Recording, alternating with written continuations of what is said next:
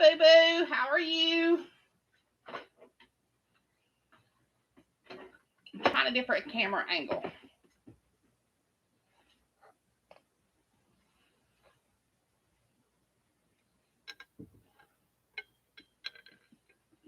Not good, bad, or not good at all. It's not where I need it to be.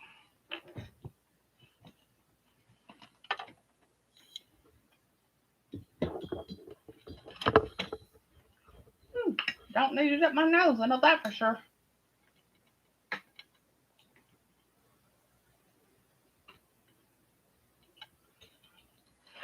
I miss my BFF too.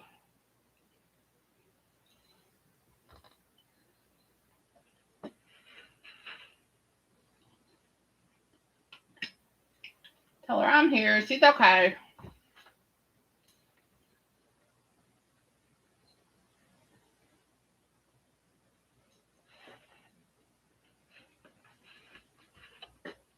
Ugh. Oh, that's awful. With my gum, it's worse. And I love her too.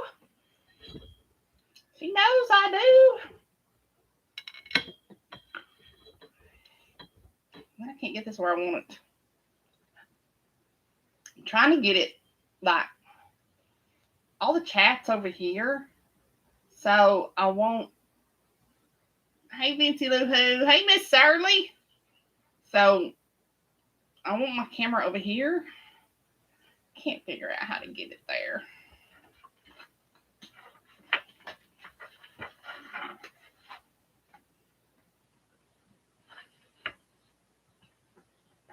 I need a vacation.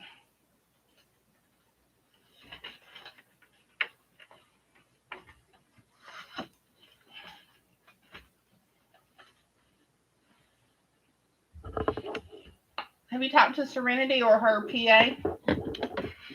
I haven't had a chance. Oh, I want you girls to see what I got. What Miss Shirley made me.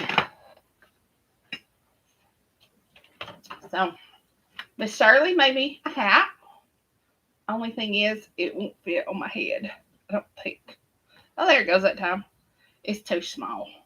Miss Shirley, I think I have a little princess down in Florida that can fit into this hat, ma'am.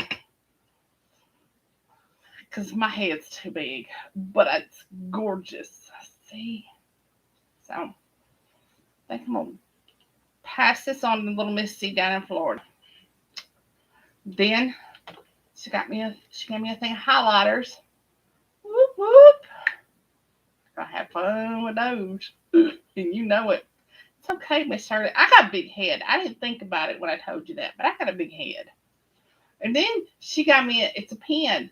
But look, she's got pink hair like me. Yay! It's me. It's me. See? Don't it look like me?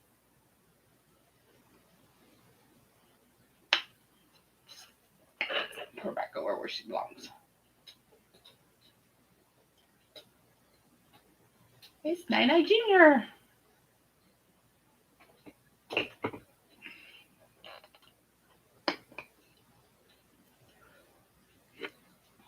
Yeah. I have this little princess brat down in Florida, down in Jacksonville, that I love to spoil, and I'm just gonna let her have this because her head's not as big as mine yet. It's getting there though. It's getting there. She's my BFF though, but she'll like it, so it won't go to waste.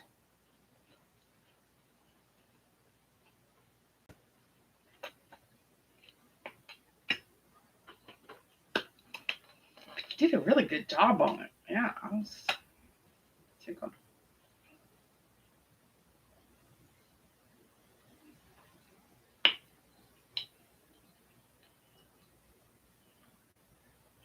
You guys should see all the swag I brought back. Oh, but we're going to have some new authors on here.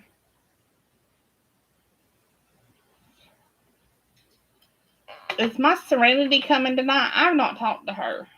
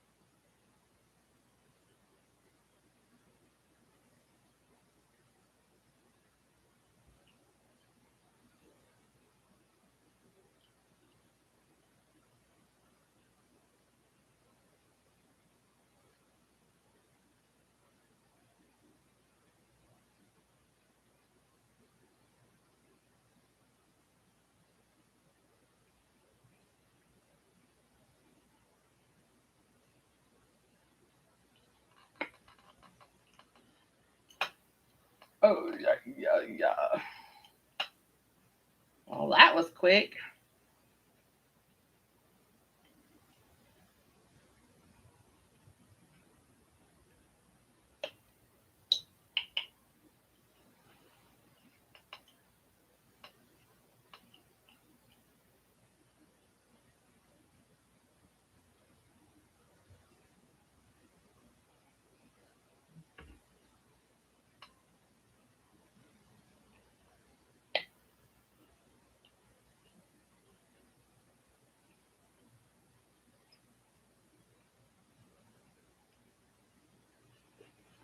Okay.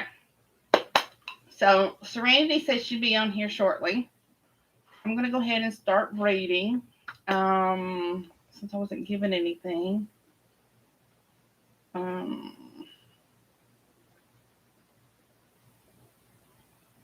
why did you do that? Okay. You guys want some music? I haven't played music in a while. Uh,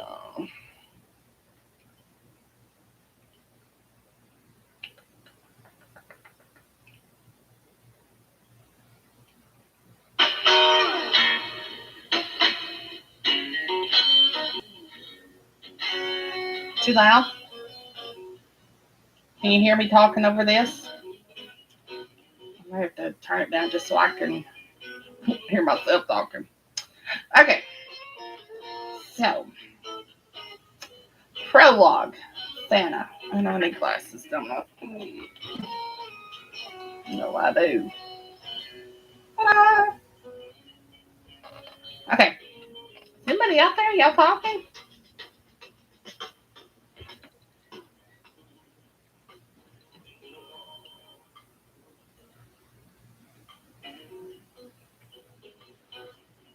I feel like it always starts on Stevie Ray Vaughan. Okay, so Prologue. Santa. Fauna.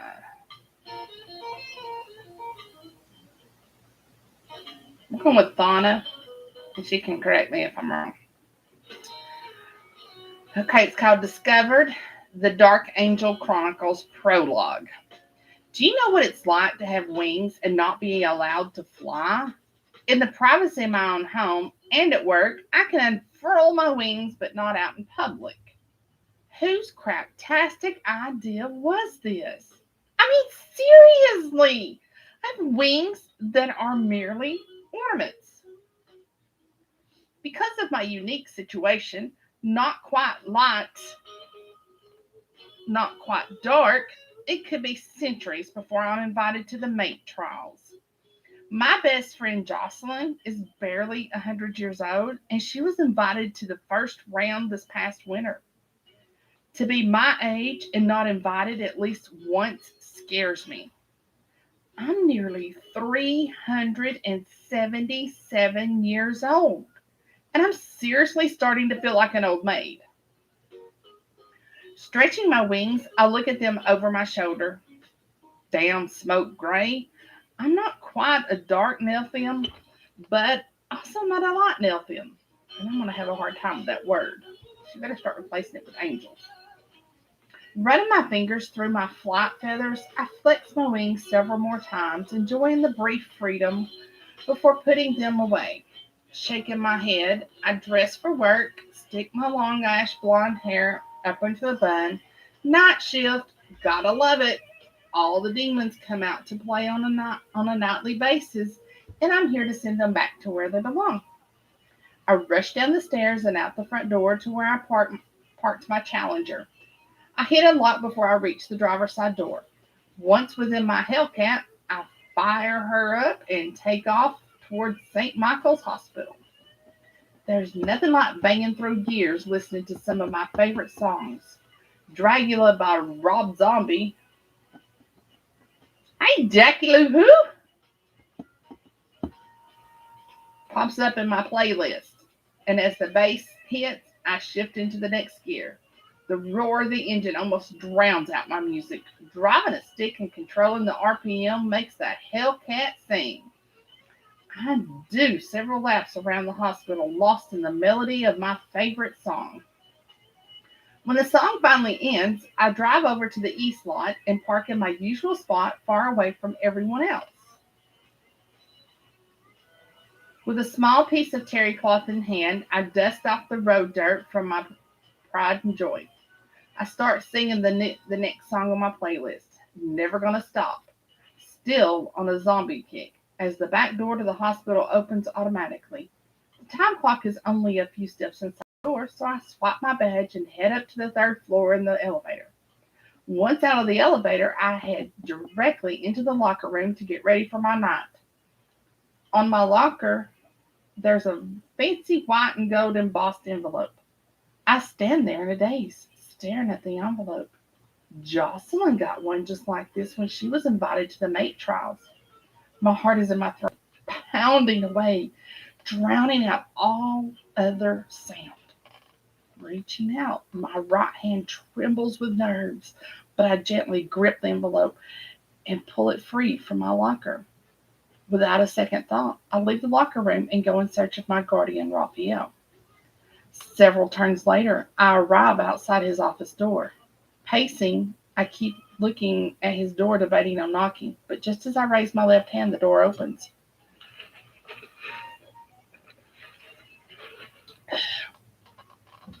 I try to do drink from Zaxby's. It's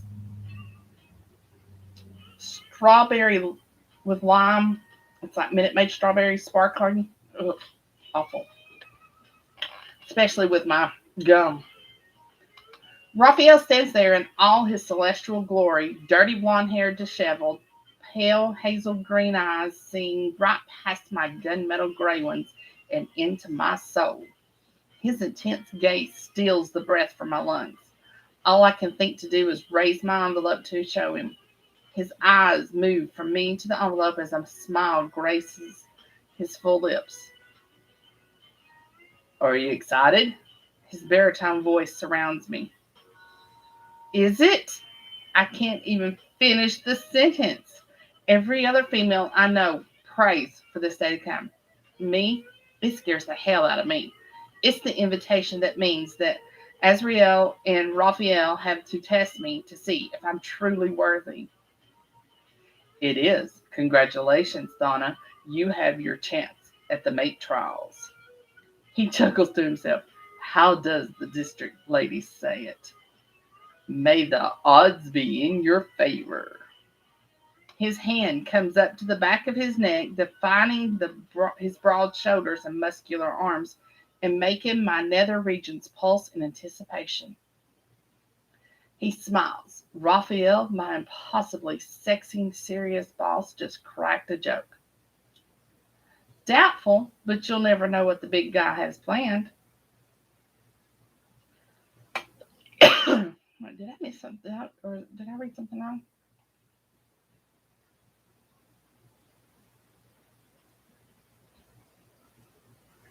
I crack a grin as I playfully point up. Raphael's smile is infectious, and I can't help but smile too as I shake my head on the way back out the door to start my shift. This little 5x5 fancy card can be my ticket to a better future or death if I'm unworthy. Only time will tell. Oh gosh, you guys want some Pink Floyd?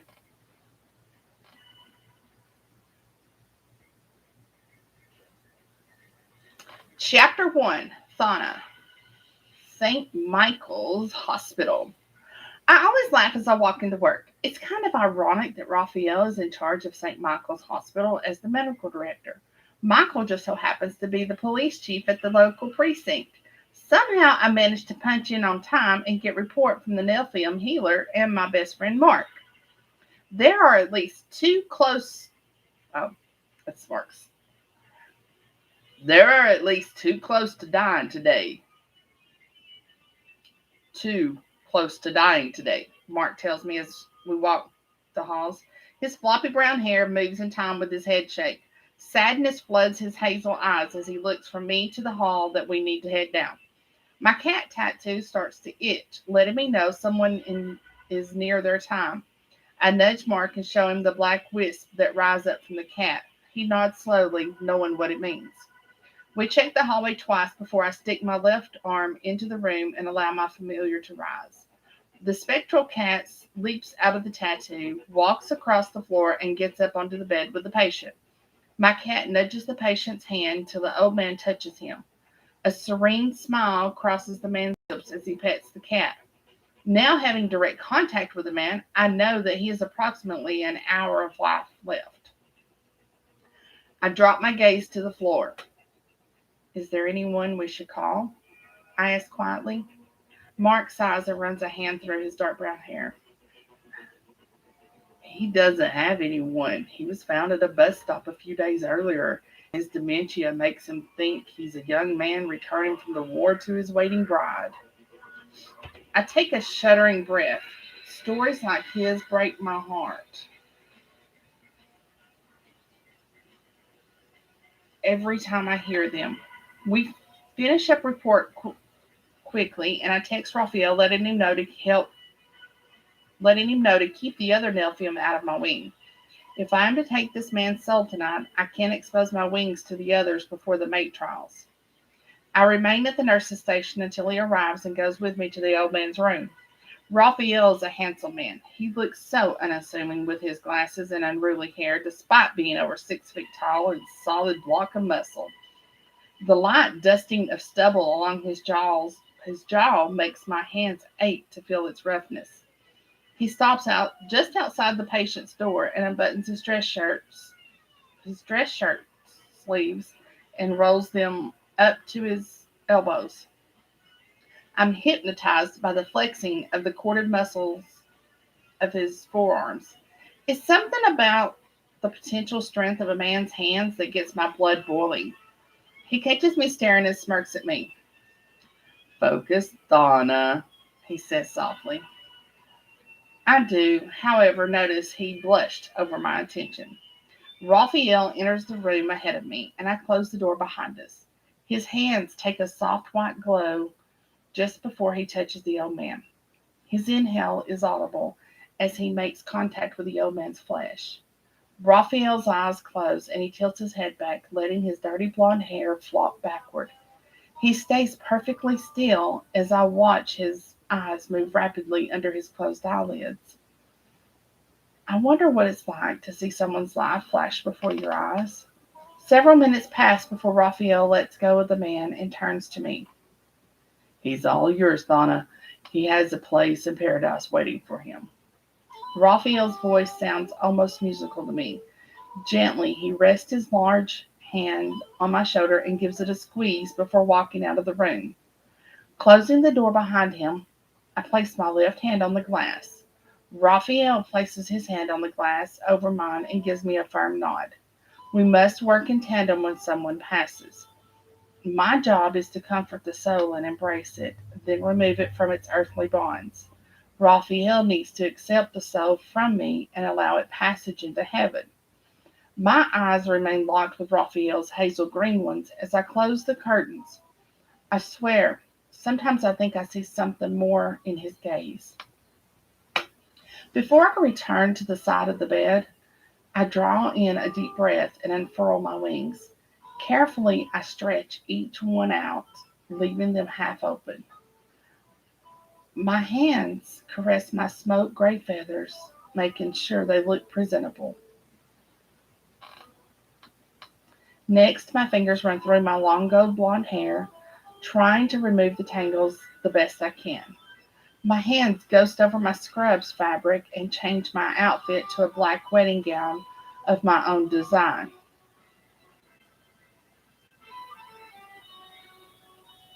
Serenity's watching, y'all. Okay, she just came off a double shift, so she may not be on here to chat with us. She's also a nurse, so that's, I keep putting her face in place of this angel tonight.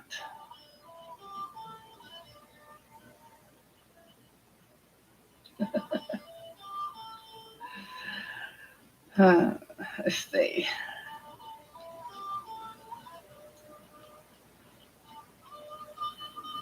My hands ghost over my scrubs fabric and change my outfit to a black wedding gown of my own design. Death shouldn't be scary. It should be peaceful and beautiful. Finally, I appear at the old man's side and reach out and take his cold hand. His pale, his blue, cloudy eyes look up and he smiles. It's time, he asks me weakly, and all I can do is nod yes. Does it hurt? He asks next. I shake my head no. I sit with my hip next to his and bend forward to place my lips to his forehead. Gently, I lay my hands on his cheeks in a comforting caress. I offer up a silent prayer for his soul to find his loved ones when he crosses over. My wings lower and cover us gently, shielding us from view. As I lift my lips from his forehead, the wisp of his soul follows me, rising into the air. Carefully, I cup the swirling white wisp of his soul in my hands and retract my wings, returning to looking human.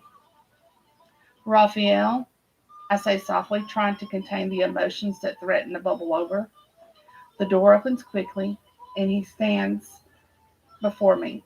A look of concern always crosses his chiseled visage as he looks me over. After all this time, he still isn't used to me getting emotional. I always cry when I take a life, which is why I'm such an anomaly. Angels cry, not Nephilim. Definitely not dark Nephilim.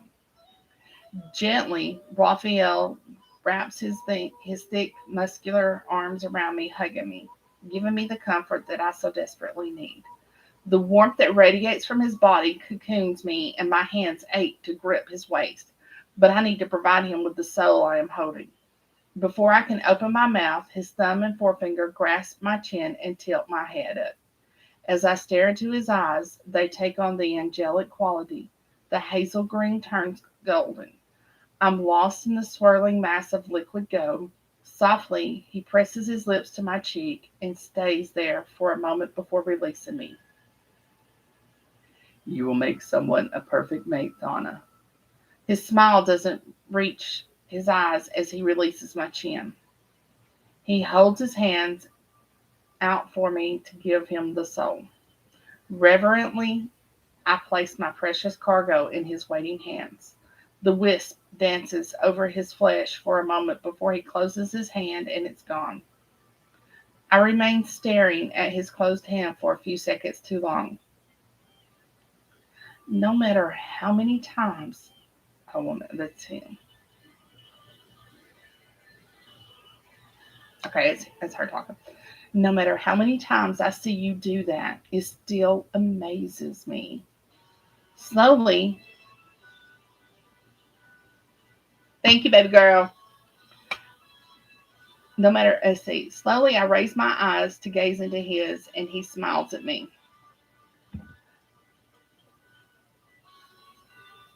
Hold on just a second. Let me ask her a question.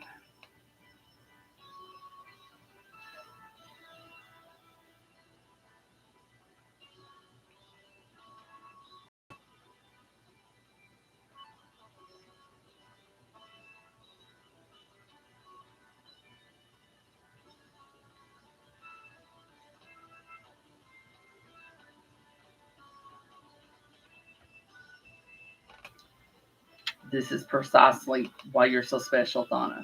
The others just passed the soul off, never giving it a second thought. Raphael tilts his head to the side, studying me. You still care. Thousands of souls later, you still care what happens to them before and after death. Your charges are lucky.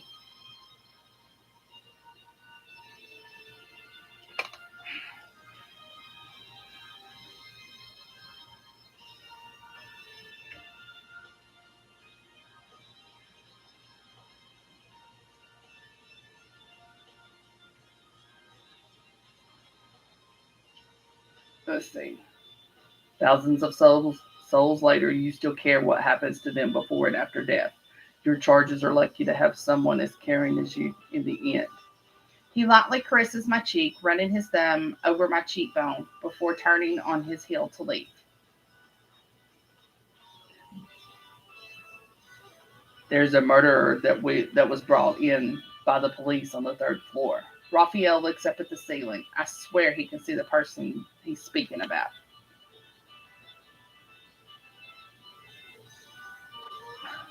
Well, that's what I have is an android.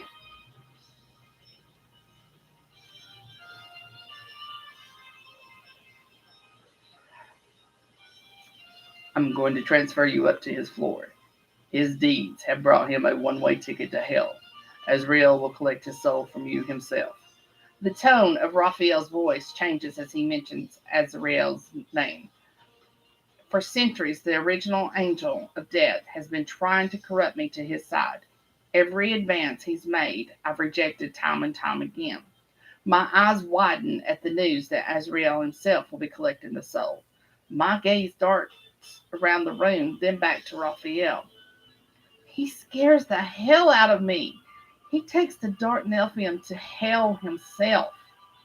He wants me to join him in the darkness. I shudder with the thought of him wanting to take me away.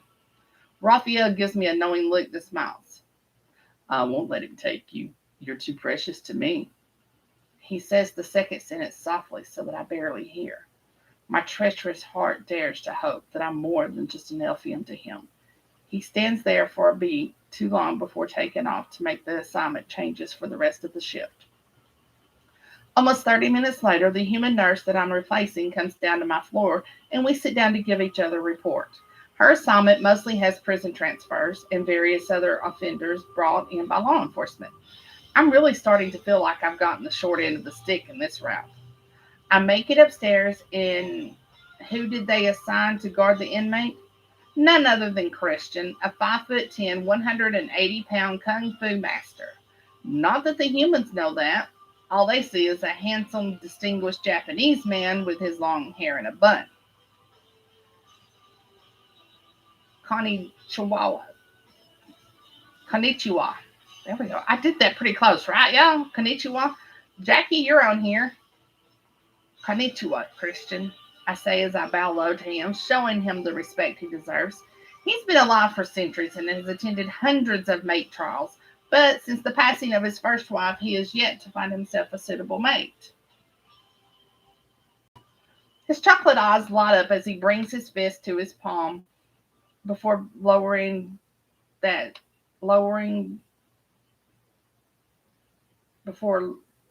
lower than I did. Konnichiwa, Sana. He winks at me and opens his arms wide, offering a hug. I go to him without hesitation and rest my head on his shoulder for a moment. How is my night angel doing today? He says, kissing the top of my head and releasing me. Great, up until I was informed that Azrael himself is coming for this one's soul. Hesitantly, I peek around Christian and in the room behind him. The evil radiates from this man. It looks like a black, inky mass moving over his skin. Kind of like that anti-hero symbiote alien. Azrael will be fine. You're safe. Kichona Mono. Nah, that one I don't know. Christian says as he clears his throat. This one's death should be a painful one. He killed a pregnant mother as well as her 2 children in the house. My eyes flare and my eyebrows raise in shock. The dark gift from my father starts to rise to the surface, and I battle to suppress it. I will not go dark. I finally ascended enough to be considered good enough for the mate trials. Christian watches me closely as I reign in the darkness. Sorry, I hate when innocents die. It makes my heart ache, I say as I absently rub my chest over my sternum. He nods solemnly as he looks back into the room for a moment. Anyone that murders children deserves to burn for eternity. Children are a gift. Life is a gift. His eyes lighten slightly as he looks into mine.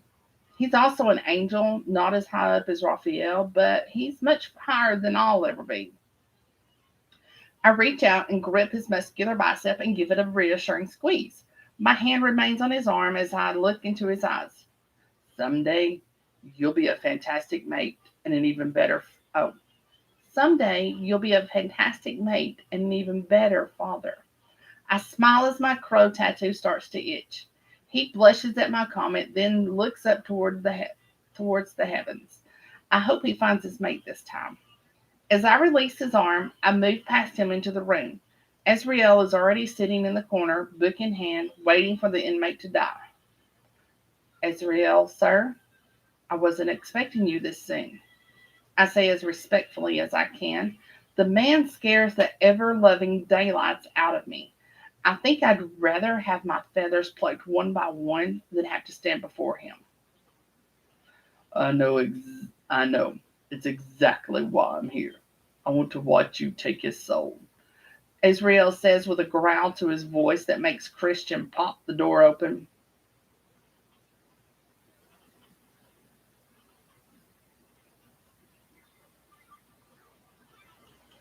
I'm unmated.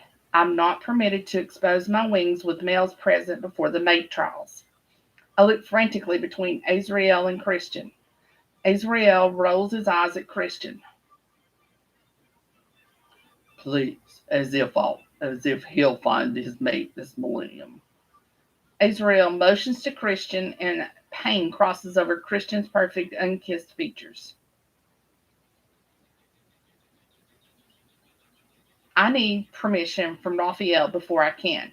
This is his domain, and his law rules this building. I say, getting out my phone to text Raphael. Basically, I tell him to get his white feathered ass upstairs. Azrael wants me to break the rules. Within seconds of hitting send, Raphael appears in a golden shimmer next to me. What is the meaning of this? He bellows, his wings on full display, filling the cramped space of the patient's room. Settle down, golden boy. I need to watch Thana take this man's soul. He motions to the murderer before us.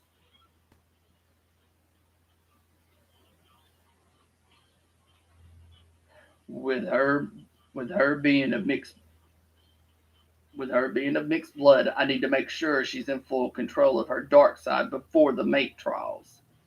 Azrael leans back and folds his hands behind his head.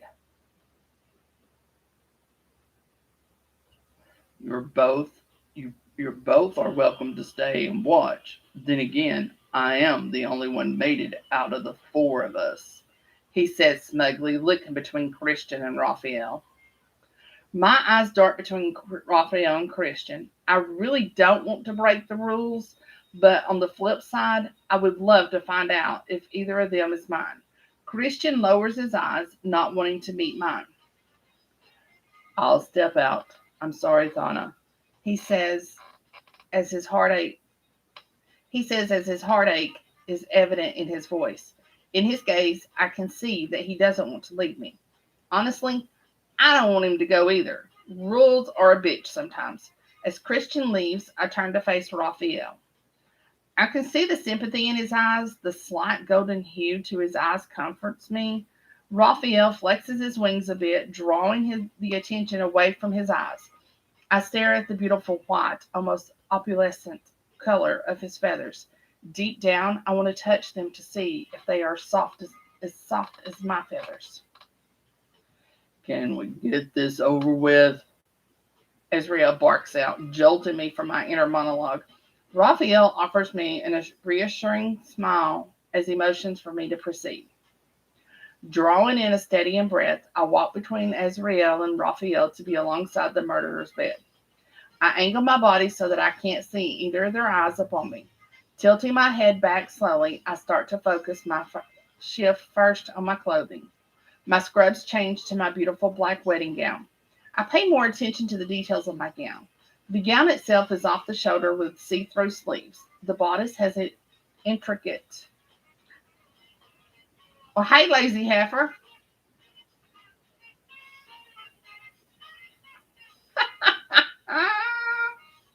Whatever.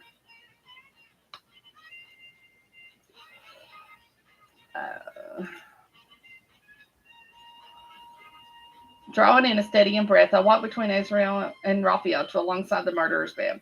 I angle my body so that I can't see either of their eyes upon me. Tilting my head back slowly, I start to focus my first shift on my clothing. My scrubs change to my beautiful black wedding gown. I pay more attention to the details of my gown. The gown itself is off the shoulder with see-through sleeves.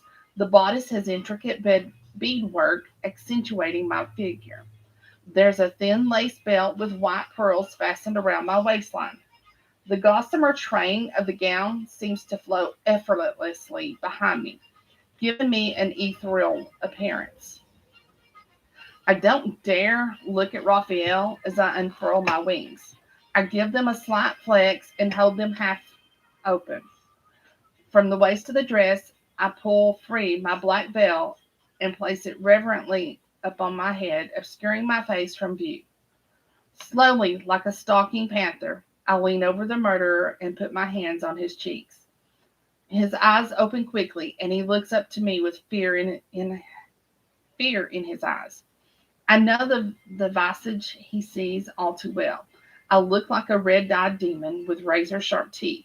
When a dark soul is taken, I appear to them as their worst fear. A light soul sees only an angel. No, I'm not ready. I'm too young to die. He screams as he tries to escape my grasp. I flex my wings once and pull his soul from his body almost violently. The wicked souls always try to cling to their vessels. Not once has one come willingly. The black, inky mass tries to break free of my grasp. I cage the soul between my fingers and squeeze tightly as I turn to Azrael. My left hands extend out to him, and quickly he takes the soul from me. A smirk passes upon his lips as he looks at me. You have passed my test, Athena. I'll see you at the mate trials. He vanishes in a wisp of smoke. I shift back slowly, slightly tired from harvesting 2 souls in one night. My head hangs low as I stare at the floor between my feet. Raphael hasn't said a word to me since witnessing me take a dark soul. I feel like a monster. I always do. Slowly, I turn my head to look over my shoulder at him. His eyes shine golden, and a new look crosses his face. I'm not sure what the look is, but it's a look I've seen from him before. Raphael flexes his wings twice, then puts them away. You did good. You did good, Thana. He stumbles over his words as his right hand rubs the back of his neck. Well, go get it, bitch, if you want to read it so bad. 2's out there, too. You got to pre-order 3, though. He stumbles over his words as his right hand rubs the back of his neck. I just nod and leave the room. I need to take a break and get my head back in the game. I return to the nurse's station and find my coffee missing again. A single black feather is left behind as a calling card for the coffee thief. Every few shifts, my coffee keeps vanishing. That delicious, life-sustaining fluid, my only solace on a night like tonight. I sit down and hang my head.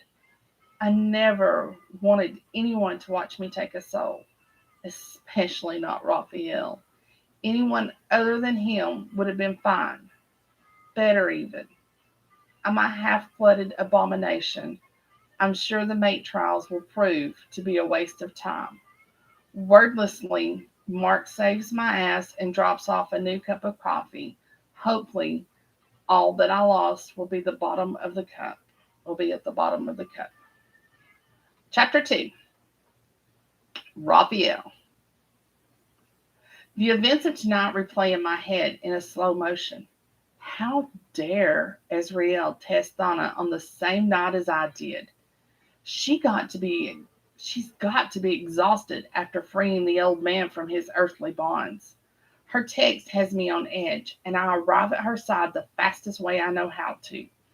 The way her eyes roam over me, how I imagine a lover's caress, makes the hairs on the back of my neck stand on end.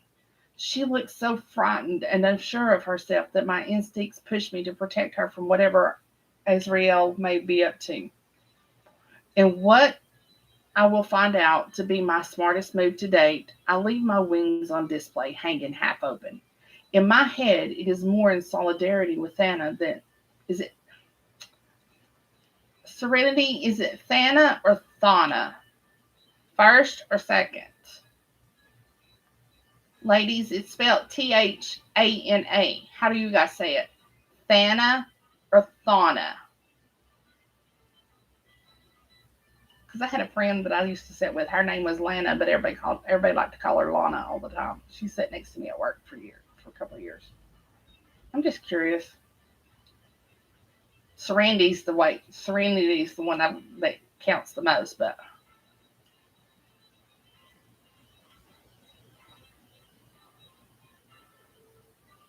just say one or two. Thana, 1. Thana, 2. Or first, last. I do this all the time, bitch. You cray. You need to go back to Thana. You've had your head in the books too long. You not done yet? I love you. In what I will find out to be my smartest move to date, I would leave my wings on display hanging half open.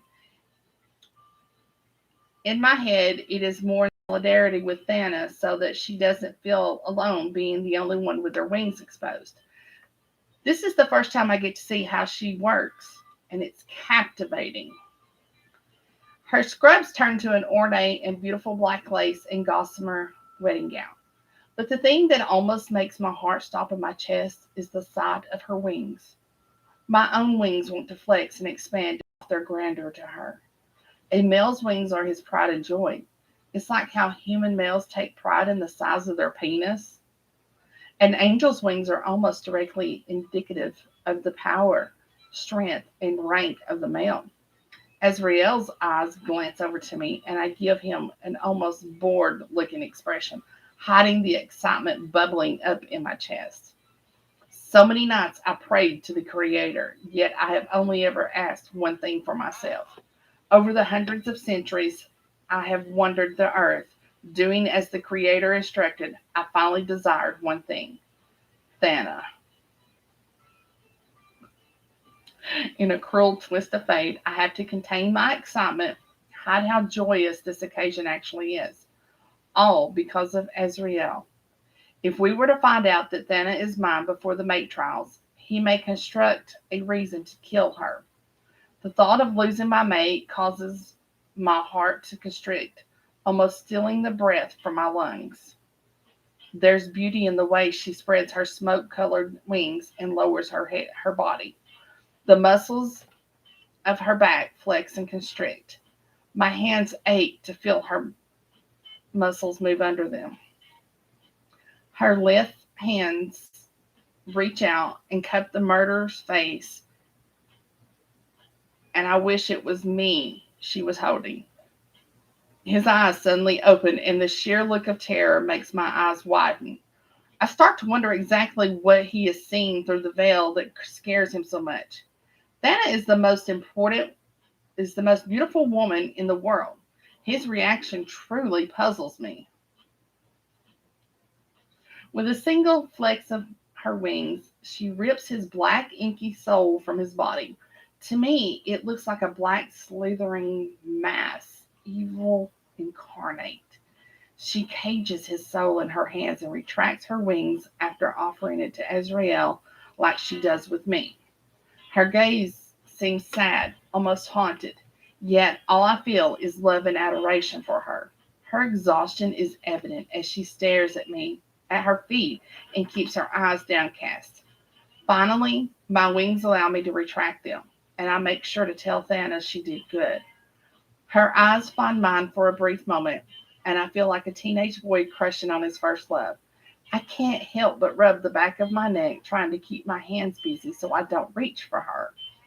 I watch Thana leave the room, and all I wish to do is go after her and comfort her like I had done earlier. The dark Nephilim side of Thana has always upset me, and usually I hold her afterwards. I know having exposed her wings, she feels hurt. I'm guessing she didn't ever want me to see this side of her. Hopefully, she'll open up to me sooner rather than later. I've suspected for a while now that she was meant to be mine. Seeing Thanos' smoke gray wings and mine flexing in response solidified my suspicions. My chest hurts watching Thana walk away none the wiser. Thankfully, Azrael doesn't seem to suspect anything. At least he didn't say anything to me if he did. The next week is going to be hell on my nerves. I must keep my secret to us both safe. I must keep my secret to keep us both safe. Heavens forbid any of the dark Nephilim find out an Archangel has taken a hybrid Nephilim as a mate. War may break out, or worse yet, they may hunt her down and extinguish her light, thus possibly killing me in the process. Slowly, I draw the sheet up over the murderer and then pull out my phone. Several swipes later, I arrive at the site to fill out the death certificate for the man. For appearance's sake, I lift his wrist and pretend to look at his name band. Carefully, I walk around the room to make sure no evidence of divine intervention had occurred. There on the floor next to the bed is one of Thana's soft, smoke gray feathers. Quickly, I look around for my surroundings, making sure I'm alone before I bend down and pick it up. Her feather is velvet soft and slightly curled, which tells me it came from close to her body. Reverently, I cup her feather and hold it close to my chest for much longer than would be deemed normal, and then tuck it carefully into the interior chest pocket of my suit jacket to keep it safe. Taking a few calming breaths, I step out of the room and find Christian waiting in the hallway. What happened, Ralph? You look dazed. Rafe, that's how he used to say his name. What happened, Rafe? You look dazed. He says as he comes over and grips my shoulders, trying to steady me. His eyes scan my face, then my suit, looking for any signs that I may have been injured. Several more deep breaths escape my lips before I can compose myself enough. My eyes drift up and down the hallway, then back to Christian. Not here, I say before turning on heel, taking long strides to get down the hallway as fast as possible. Christian follows immediately like I knew he would. The office at the end of the hallway is open, so I dart in there. Christian enters and closes the door behind him and makes sure it's locked. I'll just have to pray no one from any of the realms is listening in. What was that all about, Rafe? That's not like you. Rolf. It's Rolf because it's Raphael. I'm just imagining, you're getting all high about the feather. I'm just imagining his wings out here, and the bigger the wings, are we saying like the bigger the wings, the bigger the penis? I mean, come on. I mean, think about it. So I'm just like, okay, so now we got to start going around looking at wings. Now, every time I pick a wing up out of the yard, considering I have chickens and songbirds everywhere, I'm going to be thinking, oh, I wonder how big this bird's penis is. Although birds don't have penises, but you got to wonder.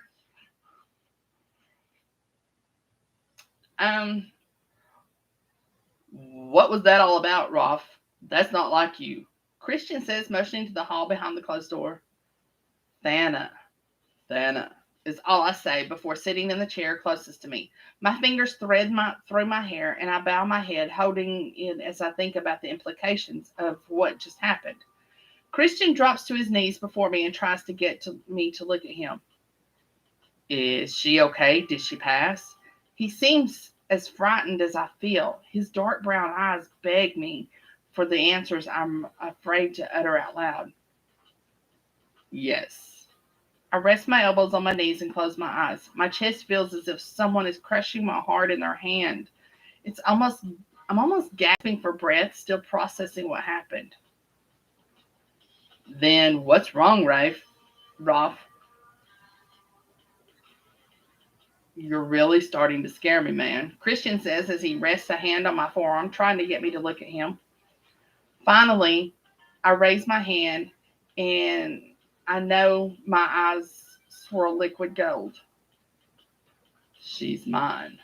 That simple statement just changed my existence. Until she acknowledges me as hers, I will be in my own personal hell. Shock, then sympathy fly over Christian's face. Finally, after a myriad of emotions cross his usually serious expression, he settles on ecstatic. That is wonderful news, He shouts, then silences himself just as quickly. He jumps up from where he was kneeling before me to look out the blinds on the office door. Thankfully, no one usually ventures down this part of the hallway often unless it's a janitor. I finally understand what purgatory must be like. It's not quite hell because there's a light at the end of the tunnel, but that light is 6 days from now, and I'm not sure I can hold it together that long. My heart is pounding out of control, and my lungs feel like they are starving for air. What am I going to do, Christian? She's everything I've ever dreamed of and more.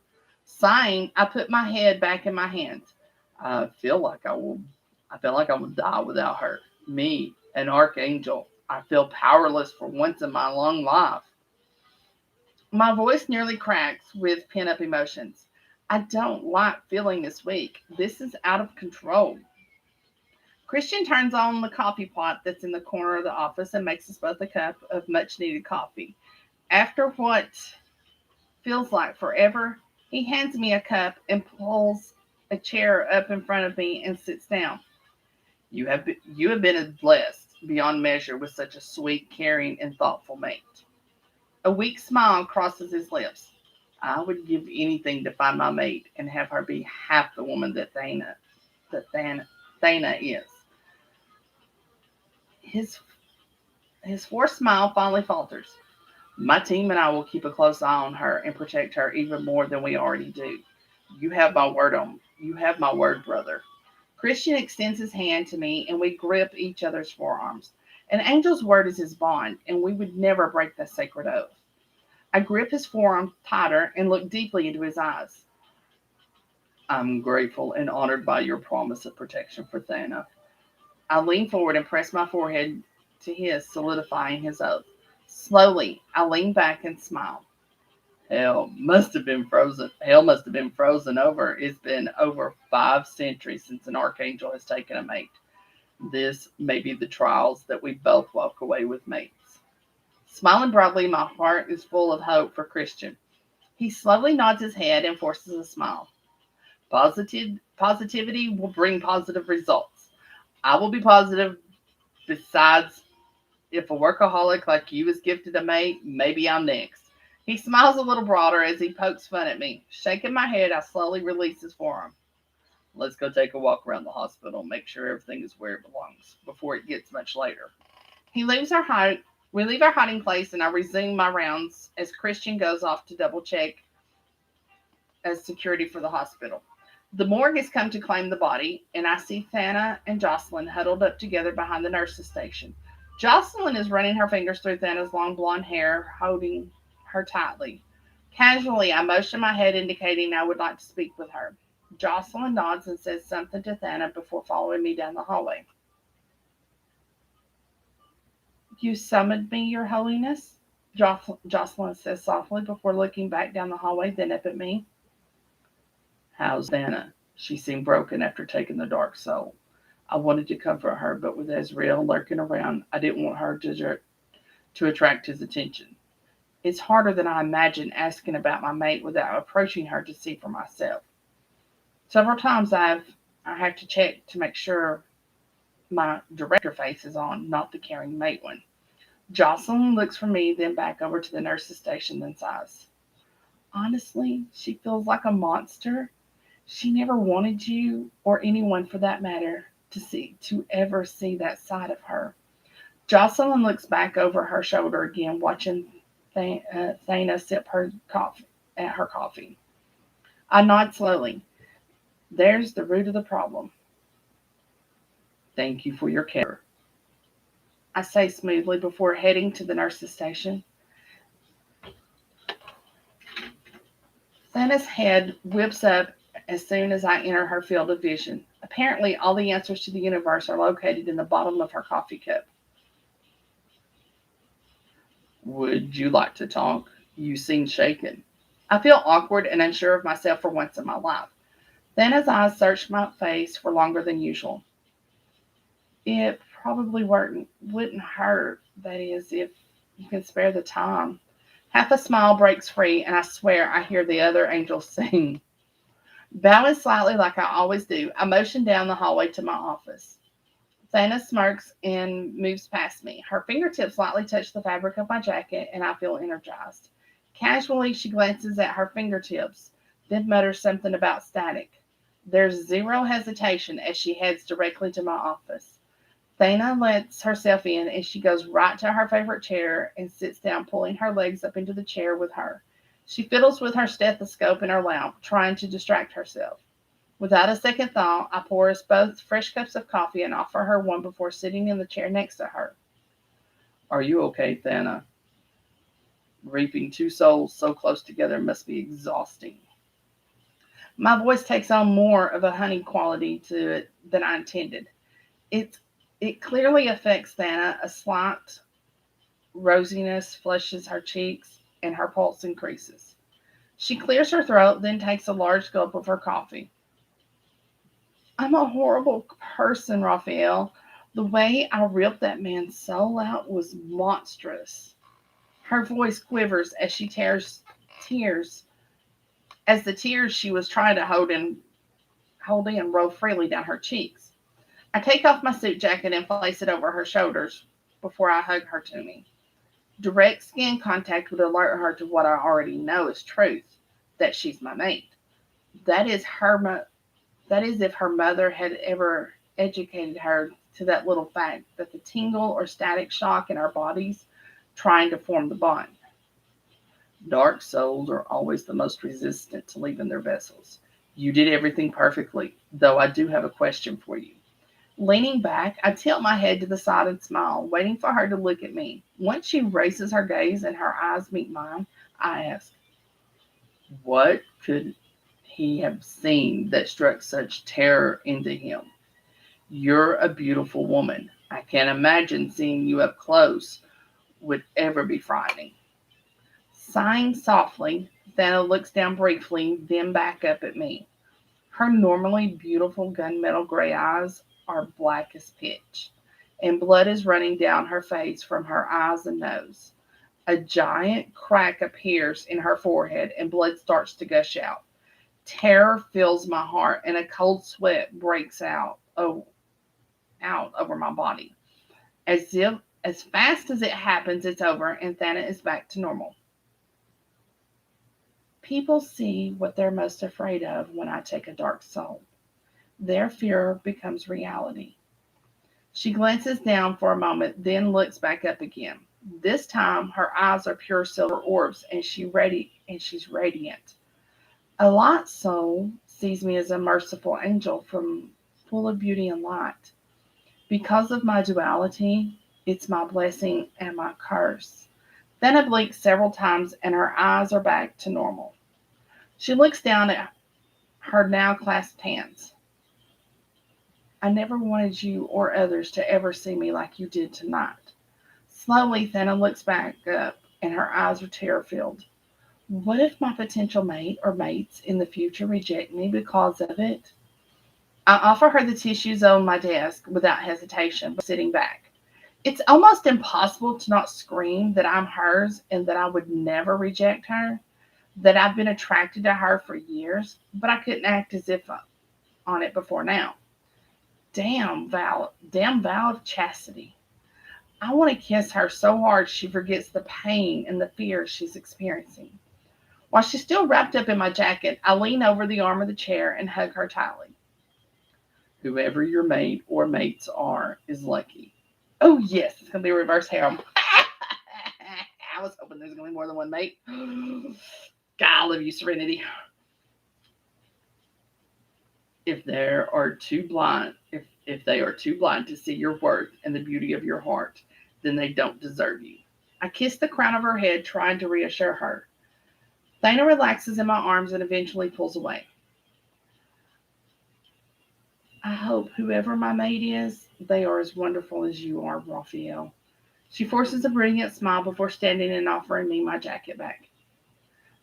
Thank you for always being there for me. Creator willing, I hope you will find your mate this time. She smiles broadly, kisses me on the crown of my head, and leaves the room. If only she knew. For once, I don't dread the trials like the centuries before. My angel, my eternal love, just walked out the door, and with the other half of my heart. I lift my jacket to my nose. The lingering scent of her floral perfume clings to the fabric. It's the only solace I shall have for the next 6 days. Oh, look at that time. Shucks, we can't read anymore. Damn.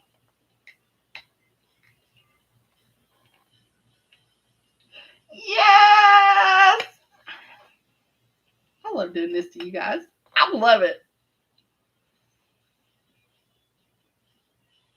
Oh, yes, I dare. You better go get the book, bitch. That's all I got to say.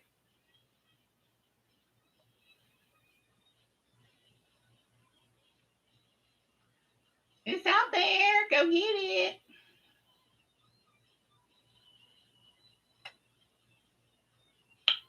Nina, did you put all the information up for the future reader, for the future watchers? Well, and for Karen, too. Oh.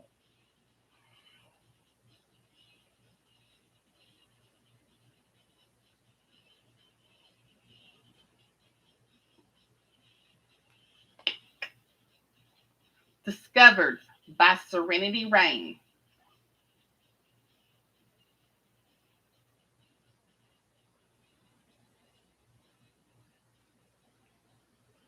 And you might as well go ahead and get the second one and go ahead and pre-order the third one because you know you're going to need it.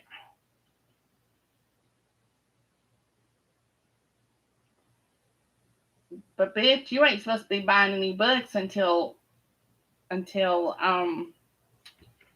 graduation, until you're finished with classes.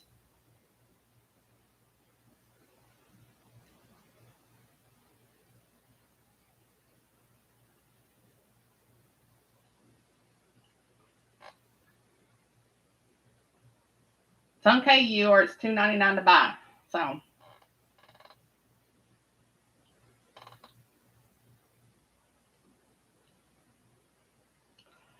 I don't know if it's honestly, I don't know if it is or not. But I'm guessing it is. Let me read the blurb to you. Blasphemy, abomination, disgrace. I've heard these words my entire life and never believed I would ever be allowed to find my mates. The mate trials are your one shot every 25 years to find a mate. Here's the kicker. A female Nephilim isn't allowed to reveal her wings till the trials. Do you know what it's like to have wings and not be allowed to fly or expose them? It absolutely sucks. When the moment finally arrives and I get my card, guess who ends up in my harem? An archangel, an angel, a Nephilim that can't talk, and the son of death himself. Dark Nephilim hate everyone, and Cyrus doesn't make loving him easy. New bonds are tested when one of my mates is abducted and taken to hell. We're in a race against time to save him, and in the process, my true lineage is laid out before me, and I'm shook. The path before me is perilous, and I may not survive it. But I have to try. Love is the only thing worth fighting for. I won't Raphael. You can have the rest of them. All right. So tomorrow night is an MM book. So come back tomorrow night for called The Prince. Forgot. Oh, I forgot.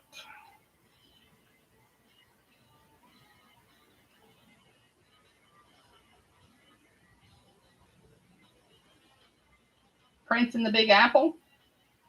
Crowns of Chaos. Is that the one I'm reading tomorrow night? It's appeared in my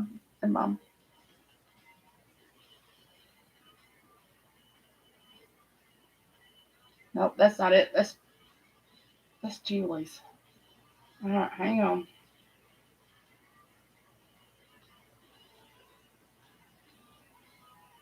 I thought I downloaded it last night.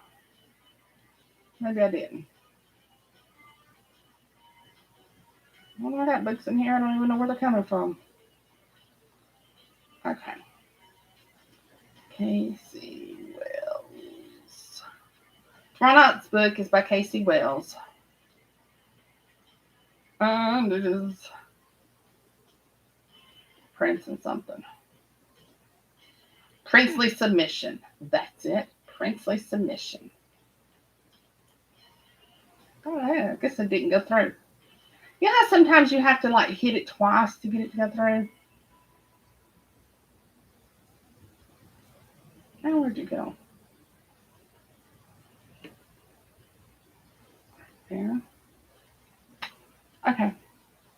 So tomorrow night is Princely Submission. And it's MM. So you girls can have the dark one, but just make sure you save a little bit for Jackie, because you know how she gets when she don't get the dark one.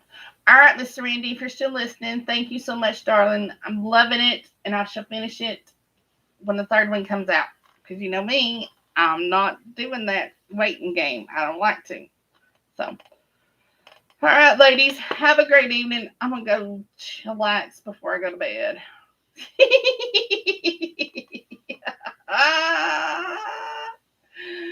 Lori, Miss Shirley's laughing at you. Good night, everybody. Happy reading.